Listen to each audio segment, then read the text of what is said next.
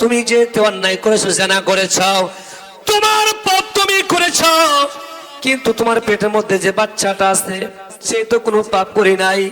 যাও গো যাও, যখন ওই বাচ্চাটা দুনিয়ার মধ্যে চলে আসবে, যখন তোমার সন্তান তোমার পেট থেকে দুনিয়ায় বাচ্চা চলে আসবে, তখন তোমার বিচারটা করা হবে। যাও। ওই মহিলাটা খুব চিন্তার মধ্যে পড়ে গেল, আর ডুকরে ডুকরে কান্না রাখে, আল্লাহ, যদি আমার বিচার না হতে আমি দুনিয়া থেকে মৃত্যুবরণ করি, আল্লাহ আমার কি উপায় হবে? আল্লাহ আমি তো আযাব তো কখনো সহ্য করতে পারবো না।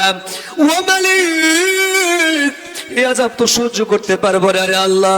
আল্লাহ কখন জানি আমার বাচ্চাটা হবে, আল্লাহ কখন জানি হবে, আল্লাহ মাফ করে দাও। আল্লাহ পাপ করেছি, অন্যায় কি ভুলকে মাফ করে দাও। এই বলার পর সময় অনুযায়ী ওই মহিলার পেট থেকে সন্তান হয়ে গেল।